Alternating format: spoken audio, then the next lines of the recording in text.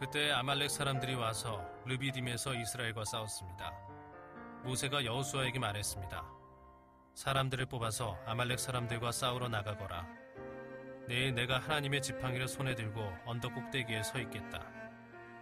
그리하여 여호수아는 모세의 말대로 아말렉 사람들과 싸우러 나갔습니다. 한편 모세와 아론과 훌은 언덕 꼭대기로 올라갔습니다. 모세가 팔을 치켜들고 있는 동안에는 이스라엘 백성이 싸움에서 이겼지만 모세가 팔을 내리면 아말렉 사람들이 이겼습니다. 그러던 중 모세가 지쳐서 팔을 들 수 없게 되었습니다. 이때 사람들이 큰 돌을 가져다가 그 위에 모세를 앉혔습니다. 그리고 아론과 훌은 모세의 팔을 붙들어 올렸습니다. 아론은 모세의 한쪽에, 훌은 다른 쪽에 서 있었습니다. 그들은 해가 질 때까지 그렇게 모세의 팔을 붙들고 있었습니다. 그리하여 여호수아는 그 싸움에서 아말렉 사람들을 물리쳐 이겼습니다. 그때 여호와께서 모세에게 말씀하셨습니다. 이 싸움에 관한 일을 책에 써서 사람들이 잊지 않도록 하여라. 그리고 여호수아에게도 꼭 일러주어라. 왜냐하면 내가 아말렉 사람들을 이 땅에서 완전히 없애버릴 것이기 때문이다. 모세는 제단을 쌓고 그 이름을 여호와는 나의 깃발이란 뜻의 여호와 니시라고 지었습니다. 그리고 모세가 말했습니다. 내가 여호와의 깃발 위에 손을 들면 여호와께서는 영원토록 아말렉 사람들과 싸우실 것이다. 우리 믿음을 고백하고 하나님 말씀 듣겠습니다. 하나님은 나를 사랑하십니다. 나는 그 사랑 안에 있습니다. 하나님은 오늘 나에게 말씀하실 것입니다. 그 말씀에 능력이 있습니다. 그 말씀에 생명이 있습니다. 나의 마음을 하나님께 열겠습니다. 나의 생각을 예수님께 집중하겠습니다. 들은 만큼 변합니다. 들은 만큼 행복해집니다. 이스라엘의 불평은 멈춰지지가 않고 있었습니다. 목이 마르다고 불평하고, 배가 고프다고 불평하고, 고기가 먹고 싶다고 불평합니다. 그리고 그 불평의 강도는 점점 거칠어졌습니다. 그게 죄의 본질입니다. 시작은 아무것도 아닌 것 같은 거 하찮게 보이지만 일단 시작이 되고 나면 그 강도가 점점 세지는 것이죠. 사실은 이스라엘 백성들이 쏟아내고 있던 불평과 원망은 이스라엘 백성들의 영혼을 갉아먹고 있었습니다. 여러분, 그들은 매일 기적을 체험하고 살았습니다. 불기둥과 구름기둥의 인도함을 받았고, 하늘에서 메추라기 떼가 떨어지고, 새벽에는 정체를 알 수 없는 만나가 내렸습니다. 그러나 그들의 원망과 불평은 사라지지 않았습니다. 기적 속에서 살면서도 감사할 줄 모르는 강팍한 마음으로 그들의 영혼은 변해가고 있었던 것입니다. 사실 17장 전반부를 보면 물이 부족해서 모세에게 거칠게 다시 한번 항의하는 이스라엘 백성들의 모습을 볼 수 있습니다. 한번 읽어볼까요? 17장 2절 말씀인데 자막을 통해서 한번 읽어보겠습니다. 시작.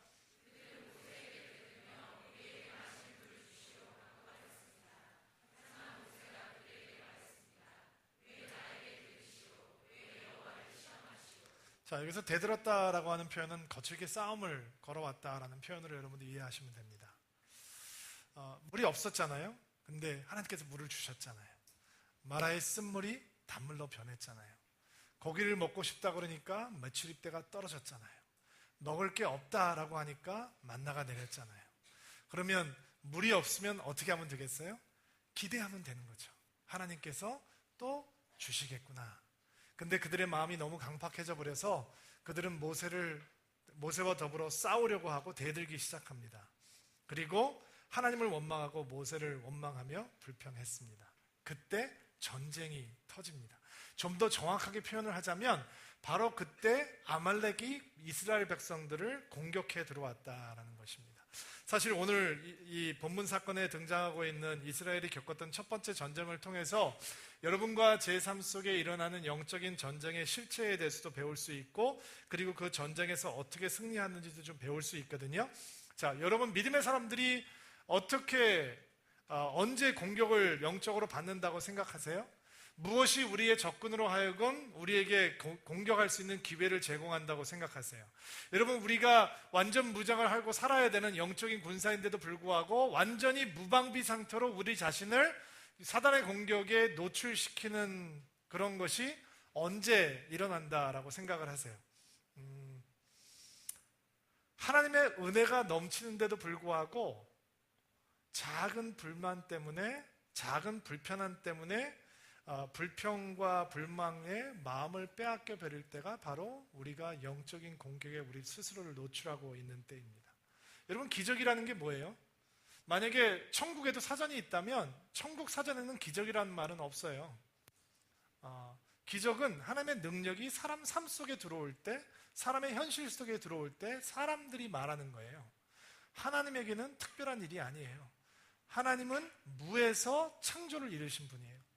하나님께서 죽은 자를 살리시는 것은 문제가 안 돼요. 하나님께서 새떼를 보내주시는 것도 문제가 안 되고, 물이 없는 곳에서 물이 솟아나게 하시는 분도, 그것도 하나님에게는 아무런 기적의 역사가 아니에요. 인간의 삶 가운데 그것이 들어올 때 우리는 기적이라고 부르게 되는 것이죠. 근데 그들은 기적을 매일매일 체험하면서 살고 있었어요. 그것은 무슨 얘기냐면, 그들이 하나님께서 주시는 능력 가운데서 하나님을 향한 신뢰와 하나님을 향한 감사를 매일매일 고백하면서 살 수 있는 최고의 상황 속에서 그들은 살고 있었다는 거예요. 근데 작은 일 때문에 불평하고 원망하는 그 순간 아말렉이라고 하는 영적인 적들이 쳐들어왔다라고 하는 것이죠. 신명기 말씀을 보면 아말렉이 어떻게 공격을 해 들어왔는지 조금 더 분명하게 설명을 해주거든요. 신명기 26장 18절 말씀 한번 읽어주세요. 시작.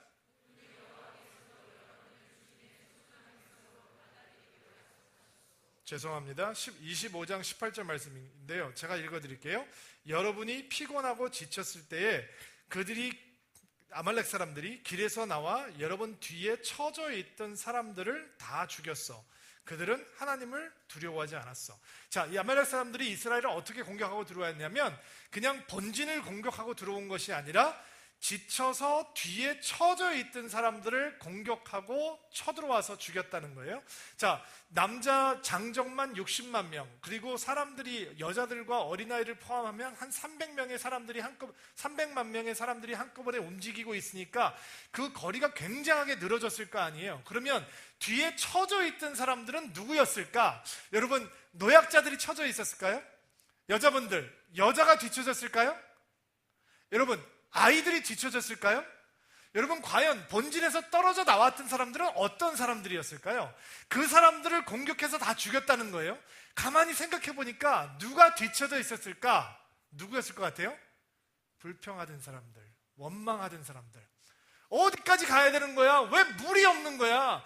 왜 고기가 덜 익은 거야? 왜 만나는 똑같은 말인 거야? 항상 불만을 하는 사람들이 본진에서 떨어져 나와서 약속의 땅으로 걸어가는 길에 감동과 감격을 잃어버리고 뒤에 처져 있었을 거예요. 자, 여러분, 영적인 공격은 누가 받는지 아세요? 약한 것을 통해서 들어오는 거예요. 교회에서도 영적인 공격이 있을 때 누구를 통해서 들어오는지 아세요? 본진에서 떨어져 있는 사람들, 그 사람들을 통해서 영적 공격이 임하는 거예요. 여러분, 사람들이 다 약점을 가지고 있잖아요. 저도 약점을 가지고 있고 여러분들도 약점을 가지고 있어요. 모든 공동체는 약점을 가지고 있어요. 어떤 사람은 돈이 약점이죠. 어떤 사람은 쾌락이 약점이에요. 어떤 사람은 게으름이 약점이에요. 어떤 사람은 늘 불평하고 불만하는 게 약점이에요. 어떤 사람은 영적으로 무관심한 게 약점이에요. 어떤 사람은 다른 사람을 업신여기는 게 약점이에요. 어떤 사람은 다른 사람한테 인정받고 싶은 마음이 약점이에요. 약점이 없는 사람들은 없어요. 근데 사단이 너무너무 스마트해서 그 약점을 알고 그 약점을 통해서 공격해 들어온다는 거예요. 여러분, 긴장하셔야 돼요. 소름 끼치셔야 돼요. 제가 가끔 얘기하죠. 사단이 여러분을 얼마나 싫어하냐면, 사단이 하나님을 얼마나 미워하냐면, 여러분의 인생을 망치기 위해서 50년 동안 준비하고 기다리고 단번에 여러분을 무너뜨릴 수 있어요. 우리 눈앞에서 일어나고 있잖아요. 여러분, 우리 신앙의 선배들이 이루어 놓았던 그 엄청난 교회들, 한국의 자랑이었던 그 교회들이 한 방에 무너져 버려요. 한국 하면 알려졌던 그 교회들이 사단이 40년, 50년을 기다리고 그렇게 존경받던 목사님들을, 그렇게 존경받던 교회들을 단번에, 한 방에 무너뜨려 버려요. 그리고 그 교회들이, 그 목사들이 세상의 웃음거리로 전락해 버리죠. 여러분, 사단이 이렇게 무서운 존재예요. 근데 어떻게 들어온다고요? 가장 약한 곳으로, 가장 취약한 곳으로 사단이 쳐들어온다는 거예요. 여러분, 긴장하셔야 돼요. 왜냐하면 약점이 없는 사람은 없어요. 따라해보세요. 나도 많다. 저도 많아요. 그러면 우리는 굉장히 큰 문제를 만난 거잖아요.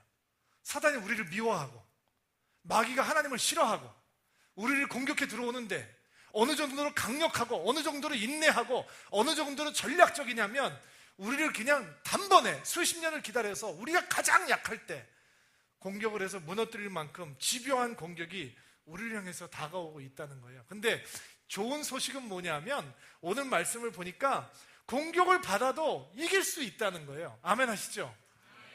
공격을 해 들어오기는 들어오는데 마귀가 우리를 미워하고 싫어해서 우리를 마구 쳐대는데 우리가 약점을 가지고 있는데 그럼에도 불구하고 우리가 승리할 수 있다라는 거예요.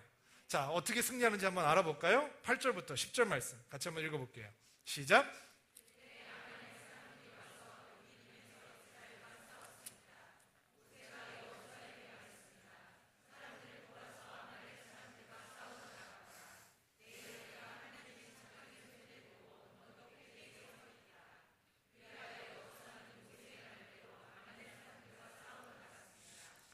한평한 모세와 아론과 헐은 언덕 꼭대기로 올라갔습니다. 자, 먼저 영적인 정쟁에서 승리하는 하나님의 방법은 승리하는 전술이 있다라는 것을 아는 거예요. 무슨 얘기냐면 전방의 싸움과 후방의 싸움을 나누어 놓아서 진행하는 것이 영적인 전쟁에서 승리할 수 있는 길이라는 거예요. 여러분, 우리는 흔히 생각하기에 전쟁이라고 하면 전방에서 모든 것들이 이루어진다라고 생각하기가 쉽잖아요. 근데 오늘 말씀을 보면 전방에 칼을 들고 나가는 것은 여호수아와 젊은이들이었어요. 그리고 모세는 그 전쟁터에 나가지 않아요. 모세는 언덕 위로 올라가요. 그리고 모세는 그 위에 올라가서 손을 들고 기도하며 서 있는 거예요. 전방의 전쟁만으로, 전투만으로 승리할 수 있는 게 아니에요. 전방에 나가야 되는 사람도 있지만 후방에서 있는 사람이 있는 거예요. 제가 몇 주 전에 박탄대 선교사님을 파송했잖아요. 선교사로 나가야 되는 사람들이 있어요. 근데 선교사로 절대로 나가지 말아야 되는 사람들도 있어요. 나가는 게 폐가 되는 사람들이 있단 말이에요. 근데 그런 사람들은 뒤에서 아무것도 안 하고 있는 거니? 아니에요. 후방에서 감당해야 되는 일들이 있다는 거예요. 영적인 전쟁은 어떻게 승리하는 것이냐? 전방에서 이루어지는 싸움이 있고 후방에서 이루어지고 있는 싸움이 있는 거예요. 전방의 싸움이 더 중요하고 후방의 싸움이 덜 중요하고가 아닌 거예요. 우리가 영적으로 자꾸 흔들리고 지는 이유는 전방에 나가서는 긴장을 하는데 후방에 들어오는 순간 그 긴장감을 놓치기 때문이에요. 이게 무슨 말인지 아세요? 고3 되면 엄마들이 기도해요. 근데 대학 들어가면 기도 안 해요. 그러니까 애들이 타락해도 몰라요. 엄마들이 얼마나 무지해지냐면 애들이 영적으로 망가져도 긴장감을 갖지 않고 다 그렇게 사는 거지 라고 얘기해요. 홍기가 지나면 기도해요. 근데 결혼하고 나면 기도 안 해요. 그리고 결혼하고 치고받고 싸우는데 엄마는 다 그러고 사는 거지 라고 생각을 하는 거예요. 전방에 나가 있을 때 긴장하는 거는 당연한 거예요. 근데 전방에서 이루어지는 싸움은 후방에 어떤 일이 진행되느냐에 따라서 판정이 나는 거예요. 여러분, 모세가 후방에 서서 뭐 하고 있어요? 손을 들고 서 있다고 얘기하잖아요. 11절 말씀 같이 한번 볼게요. 시작.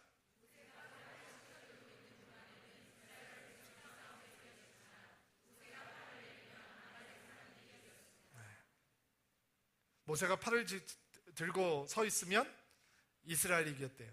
팔을 내리면 아말렉이 이겼어요. 손을 들었다라고 하는 것이 무슨 의미입니까? 성경을 보면 손을 들었다는 표현이 등장을 하는데 항상 기도와 관련이 있어요. 시편 28편 2절 말씀에 손을 들고 도와달라고 부르짖는 나의 소리를 들어주소서 라고 하는 말씀이 있어요. 디모데전서 2장 8절에 말씀, 나는 남자들이 모일 때 화를 내거나 다투지 않고 손을 들어 경건하게 기도하기를 바랍니다 라고 하는 사도 바울의 권면의 말씀이 있죠. 성경에 보면 손을 든다 라고 하는 의미는 하나님을 높이고 찬양한다 라고 하는 의미와 기도한다 라고 하는 의미를 가지고 있어요. 자, 후방의 싸움은 어떤 싸움이냐? 이 여호수아는 칼을 들고 싸웠지만 모세는 어떻게 전쟁에 임하고 있느냐? 그는 손을 들고 앞에 전방에서 싸우고 있는 군사들을 향해서 중보 기도를 하고 있었던 것 같아요. 그가 기도를 하면 이스라엘이 승리를 했고, 그가 기도를 멈추면 이스라엘이 패배를 했다는 거예요. 너무 기가 막힌 사실은 영적인 전쟁은 칼로 이기는 전쟁이 아니에요. 영적인 전쟁은 기도로 이기는 전쟁이에요. 기도가 무너지면 지는 거예요. 기도가 무너지면 우리는 사단의 밥이 되는 거죠. 아무리 힘이 센 전사들이라도, 아무리 전설이 좋은 군대라도 뒤에 기도하는 사람들이 없으면 이길 수 없다라는 거예요. 그것이 우리의 삶에 일어나고 있는 영적인 전쟁의 실체이고 승리할 수 있는 하나님의 방법이에요. 승리는 기도로 출발하는 것이란 말이죠. 왜냐하면 그 승리를 주시는 분은 오직 하나님이시기 때문이에요. 여러분, 애들 어떻게 키우고 계세요? 유기농 찾아서 먹이고 좋은 학원 보내주고 좋은 애들하고 어울리게 해주고, 그것이 부모님의 역할이라면 믿음이 왜 필요하겠어요? 애들을 위해서 손을 들고 기도하셔야죠. 큰딸을 대학에다 떨궈주고 왔어요. 제가 택시에다가 너무 우니까 택시 운전사 아저씨가 저보고 괜찮냐고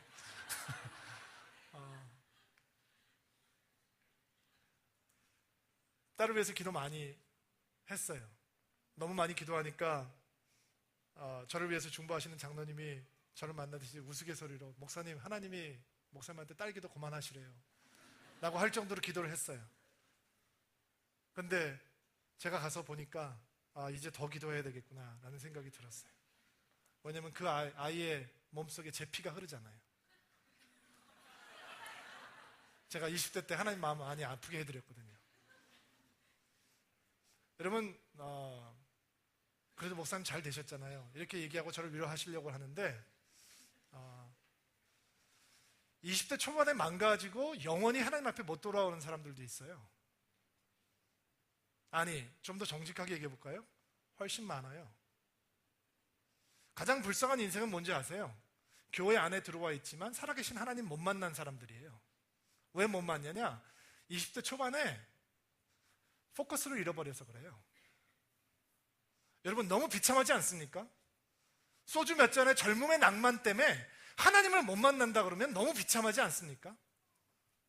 그 젊음 잠깐 노는 것 때문에 영적인 인생이 그냥 다 무너져 버린다면 여러분, 이거는 말이 안 되는 얘기 아닙니까? 그러나 대부분의 사람의 인생에 있어서는 그들은 하나님 못 만나고 살아요.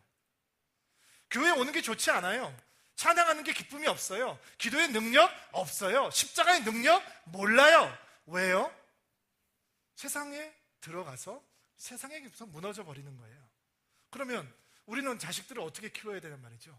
어떻게 잔소리해서 키워요? 제가 잔소리 해봤어요. 애가 망가지더군요. 관계가 깨지기 시작해요. 애가 이상해져요. 그러면 어떻게 우리 아이들을 키워야 되나요? 손 들고 키워야 되는 거예요. 자, 여기서 보면 어떤 부모님들은, 목사님 제가 손 안 들었는데 애 잘 컸다던데요.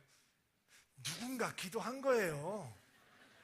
여러분이 기도 안 했지만 누군가 뒤에서 기도한 거예요. 누군가 그 아이를 위해서 안타까운 마음을 가졌던 거예요. 저희 교회 주일학교 가면 아이들이 사인인 할 때 우리 코치 선생님들이 기도해줘요. 근데 제가 깜짝 놀랐어요. 유치원 애들을 위해서 기도해주면서 길게 하는 거예요. 근데 저는 이걸 믿어요. 기도는 쌓여요. 아멘 하세요. 기도는 담배 연기가 아니에요. 없어지지 않아요. 기도를 심죠. 그러면 그 아이의 영혼 가운데 하나님의 보좌 앞에 그 기도가 쌓여가기 시작해요. 그리고 그 아이 한 명, 예배하러 오는 아이를 데리고 우리 코치 선생님들이 기도하는 거예요. 하나님, 얘가 하나님 만나게 해주시고 하나님께서 축복해 주시고 그 기도가 쌓여가는 거예요. 그리고 그 쌓여가는 기도 때문에 이 아이들이 영적으로 승리하는 인생이 되는 것이죠. 아내들이요, 남편 늦게 들어오는데 어떻게 누워서 텔레비 보고 있어요? 어떻게 그렇게 하세요?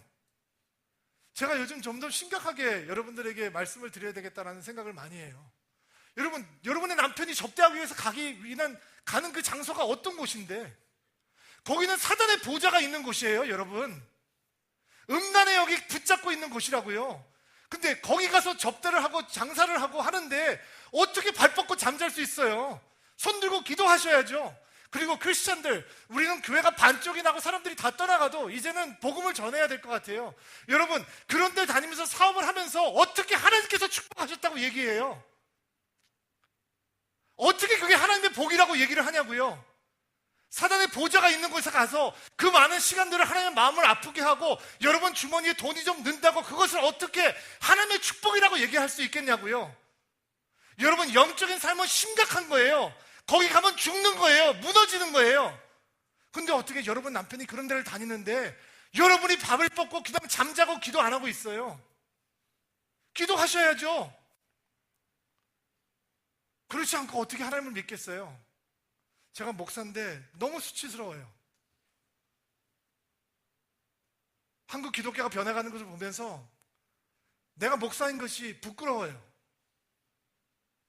어떻게 그렇게 벌어온 돈을 축복해주고 하나님께서 기름 부으셨다고 얘기를 해주고 우리는 예수를 믿는 사람이기 때문에 그렇게 돈 벌지 말라라고 얘기를 해야 되는데 차라리 가난한 것을 선택하자라고 얘기해야 되는데 어떻게 교회를 20년 다니면서 룸사롱 하나 못 끊는 남자 크리스찬들이 많고 그런 장로들이 생기다 이 말이에요. 어떻게 그렇게 영적 전쟁을 하면서 예수 믿는다라고 헌신을 하냔 말이죠. 성경이 우리에게 가르쳐주고 있는 것은 그런 삶을 살고 있는 영적인 전쟁인 사람들에게 손을 들고 기도하고 그들이 회개하고 주님 앞에 돌아오는 것을 얘기하고 있는 것이죠. 여러분, 저는 왜 안 돼요? 왜 신도영 목사는 안 돼요? 우리는 왜 론사롱 다니면 안 되고 여러분은 왜 되는 거예요? 왜 여러분과 저는 똑같이 신앙인들인데 예수님의 제자인데 우리는 그런 데 가면 직업을 잃어버려야 될 만큼 심각한 죄라고 여러분들은 생각하면서 왜 여러분은 괜찮다고 생각하세요? 왜 여러분은 그 유혹을 견딜 수 있다고 생각하세요? 아내들이요, 왜 당신 남편만 그것을 견딜 수 있을 만큼 고결하다고 생각하세요? 여러분, 심각하게 반응하셔야 하는 거예요. 아이들이 성장하면서 남편들이 사회생활을 하면서 아니 여러분들이 그렇게 살아가면서 여러분 우리의 살고 있는 이 일터가 우리가 살고 있는 이 세상이 얼마나 심각한 영적인 전쟁의 현장인지 여러분 영적인 눈을 떠서 보셔야 하는 거예요. 성경은 뭐라고 설명하는지 아세요? 베드로전서 5장 8절 말씀 한번 읽어보세요.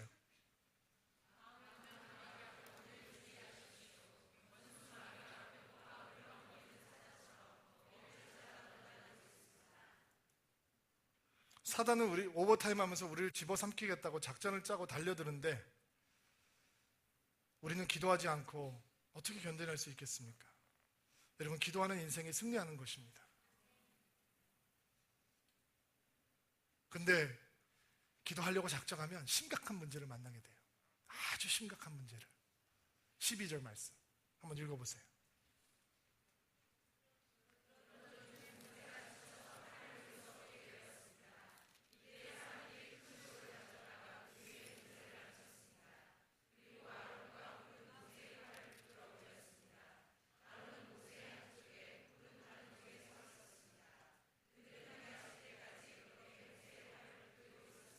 기도하다가 지치게 된다는 거죠. 모세도 지쳐서 팔을 들 수가 없었어요. 그게 우리의 영적인 한계예요. 기도하고 싶은 마음이 있어요. 기도해야 되는 이유도 알아요. 기도의 중요성은 물론 부인하지 않아요. 근데 혼자서는 때로는 지쳐서 기도하지 못한다는 거예요. 아, 목사님 기도하는데 왜 지칩니까? 저는 기도에 줄을 붙들고 있기 때문에 절대로 지치지 않습니다 라고 생각하는 분들이 있을 수 있어요. 아니에요. 지쳐요. 지칠 때가 있어요. 원하지 않아도 지칠 때가 있어요. 영적인 슬럼프를 경험하기도 하고 사람들에게 상처를 받기도 하고 내 스스로의 욕심 때문에 지쳐버리기도 하고 환경이 어려워서 고통의 시간이 길어져서 지치기도 해요. 여러분, 제가 서울드림교회를 처음 우리 신도영 목사님하고 시작했을 때 저는 지쳤어요. 너무 지쳐버렸어요. 근데 신 목사의 큰 믿음이 제 손을 올려주었어요.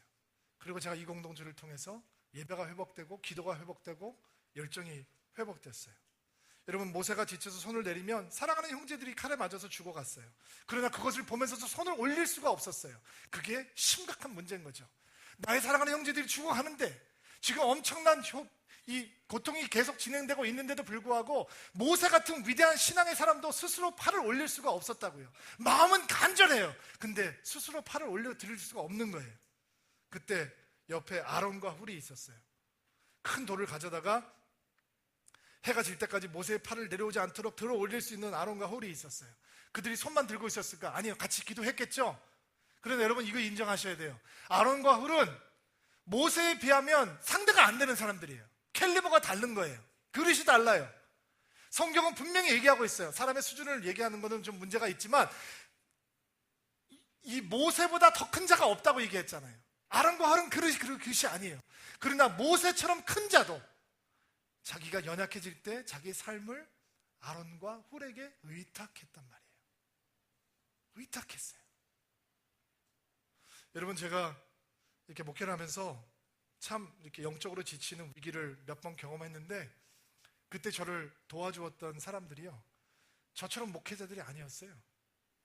한 번은 너무 어린 대학생 애들이었고, 한 번은 예수 믿은 지 얼마 안 되는 초신자들이었어요. 뭐 제가 그들보다 믿음이 좋다 이런 뜻이 아니라 어떻게 보면 나를 도울 수 없는 수준의 사람들이었어요. 그러나 하나님께서는 그렇게 역사하시는 것이죠. 여러분, 서울 드림교회가 아론과 훌이 넘치는 교회가 됐으면 좋겠다라는 마음 많이 들어요. 아멘 하시죠? 여러분들이 저희의 아론과 훌이 되어 주십시오. 여러분 세런들이 여러분에게 아론과 훌이 되어 주기를 주의 이름으로 축복합니다. 서울 드림교회가 진정한 예수 그리스도의 공동체가 되기를 정말 소망하고 기도합니다. 교회에 오면 사람들이 세상 속에서 찾을 수 없는 관계를 경험해야 됩니다. 근데 교회를 오면서 그런 공동체를 기대하는 사람은 별로 없는 것 같습니다. 교회를 평생 다녔다고 하는 사람들조차도 교회 안의 관계에 대해서 별로 기대감이 없습니다. 교회 오면 말 많고 수군거리고 남 가십하고 비방하고 소문 퍼뜨리고 이것이 정상이라고 생각하고 적당히 거리를 유지하면서 신앙생활하는 게 지혜롭다고 생각합니다. 아닙니다. 여러분, 교회 안에 그런 사람이 있다는 거 인정합니다. 그러나 그렇지 않은 사람도 많습니다. 공동체를 사모하고 여러분의 아론, 여러분의 훌이 여러분 옆에 앉아있는 것을 저는 믿습니다. 모세 같은 사람이 아론과 훌에게 자기 자신의 삶을 의탁할 수 있다면, 여러분, 우리도 우리보다 영적으로 좀 부족해 보이는 사람들에게 우리를 살리는 기도자로, 중보자로, 도움을 주는 자로 우리 자신을 의탁할 수 있어야 할 것입니다. 그것이 공동체의 힘이요 축복입니다. 건강한 교회의 아름다움은 강한 자와 약한 자가 서로를 통해서 유익함을 누리는 것입니다. 여러분, 중보기도가 이렇게 강력합니다. 여러분, 기도의 능력을 믿습니까? 그렇다면 여러분 옆에 아론과 훌을 두셔야 합니다. 여러분이 아론과 훌이 되어주셔야 하는 것입니다. 그런데 우리 중에 손을 들지 못하는 사람들이 있습니다. 기도를 할 줄을 모르는 분들도 너무 많고 너무 지쳐있는 분들도 많이 있습니다. 이번 주에 설교 준비를 하면서 저는 이런 기도를 했습니다. 하나님, 이번 예배를 통해서 내려왔던 선이 다시 올라가는 회복이 누군가에게 있게 도와주십시오. 하나님이 그들의 손을 다시 들어주십시오. 여러분, 이번 주에 새벽기도 하시기 바랍니다. 이런 설교 듣고 오늘은 좀 아프다, 목사님 좀 심하게 뭐라 그러시네 라고 끝나면 아무 의미가 없는 거죠. 제가 여러분들에게 무슨 말씀을 드리는 거냐면, 우리는 이길 수 없는 전쟁에 이미 들어와 있고 우리는 우리의 힘으로는 거기에서 감당할 수 없고, 우리가 이 전쟁을 감당할 수 있는 유일한 방법은 손을 들고 기도하는 것이라는 거예요. 그러면 이번 주에 하나님 앞에 반응하셔야죠. 금요 집회 나오시고 새벽기도 나오시고 아내가 남편이 손을 잡고 나와서 서로 손을 문들고 기도하셔야죠. 기도는 쌓이는 거라고 했잖아요. 일주일만 해도 여러분 삶 가운데 역사가 나타나기 시작할 거예요. 여러분, 기도 안 하고도 교회 다닐 수 있어요. 기도 안 하고도 사역할 수 있어요. 봉사할 수 있어요. 기도 안 하고 설교할 수 있어요. 성경 가르칠 수 있어요. 그러나 기도하지 않으면 승리는 못하는 거예요. 기도하지 않으면 우리 삶 속에 하나님의 능력은 나타나지 않는 거예요. 이번 주에 여러분들 기도하시는 한 주가 되기를 주의 이름으로 축복합니다. 14절 말씀 한번 보시겠어요? 14절 말씀 또 보겠습니다. 시작.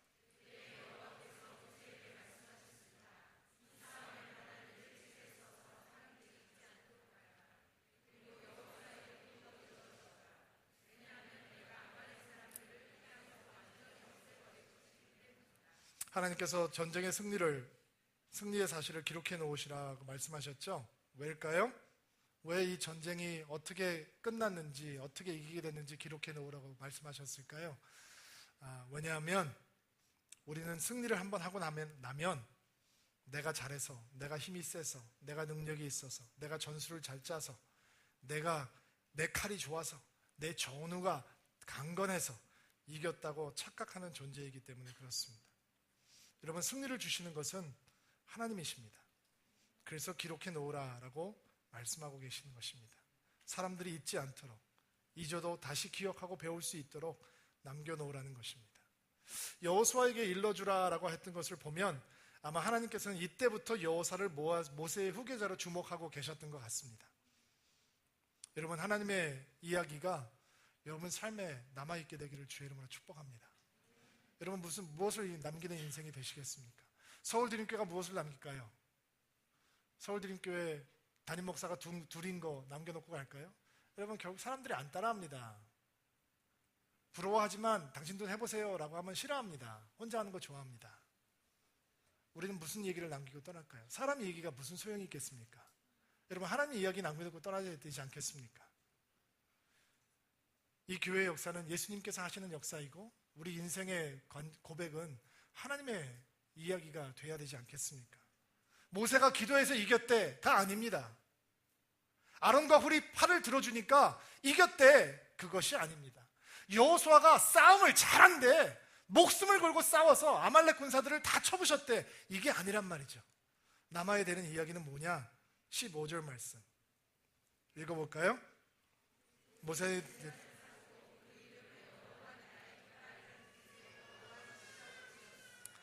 자, 제단을 쌓고 그 이름을 여호와는 나의 깃발이요 라고 하는 의미로 여호와 니시라고 이름을 지었다라고 이야기합니다.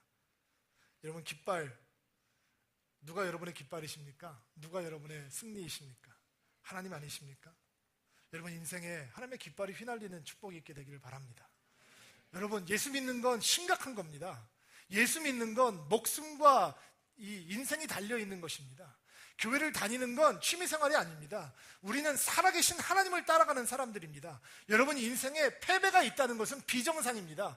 여러분, 인생에는 예수 그리스도의 승리의 깃발이 휘둘려야 되는 것입니다. 하나님께서, 여호와 니시 되신 하나님께서 여러분에게 날마다 승리를 주시고 어떤 영적인 공격이 다가와도 여러분은 그 하나님 때문에 승리할 수 있는 예수 믿는 제자들입니다. 믿으시기를 주의 이름으로 축복합니다. 오늘 예배를 이렇게 마무리하려고 합니다. 어저께 신목사와 예배를 어떻게 마무리할까 고민을 하다가 하나님께서 은혜 주시면 이렇게 해야 되겠다라고 의논을 했는데, 그냥 제가 오늘 여러분들을 위해서 그렇게 기도하고 예배하고 싶어서 오늘 예배를 이렇게 마치려고 합니다. 제가 축도하고 예배 여기서 끝나겠습니다. 그리고 여러분 가운데 스스로 손을 못 드는 분들이 계십니다. 여러분들 지쳐 있어서 기도하고 싶은데 기도가 무너져 버려서 혼자 손 못 들고 계시는 분들이 계십니다. 여러분들 돌아가시기 전에 나오시면 저희 목회자들이 여러분들을 위해서 여러분들의 손을 하나님 앞에 올려드리고 기도하겠습니다. 기도가 회복되실 것입니다. 하나님께서 여러분들에게 깃발이 되어주시고 승리를 주실 것입니다. 같이 한번 기도하겠습니다. 주님, 지금 이 순간 성령께서 우리 성도들의 마음 가운데 역사해 주시기를 바랍니다. 기도하지 못하고 있는 인생들, 오늘 기도하겠다고 작정하게 하시고, 기도가 무너져버린 지친 영혼들, 하나님 주님 앞에 와서 그 손을 다시 들 수 있도록 도와주시고, 성령께서 그들 마음 가운데 그들이 승리할 수 있는 하나님의 사람들이라는 것을 가르쳐 주옵소서. 이제는 우리 주 예수 그리스도의 은혜와 하나님 아버지의 놀라우신 사랑과 성령의 충만케 하시는 은혜가 오늘 주 앞에 나와 은혜를 간구하며 그 내려왔던 손을 다시 한번 주님 앞에 올리기 원하는 사랑하는 드림인들 위해 이제로부터 영원토록 함께 하시기를 간절히 축원하옵나이다.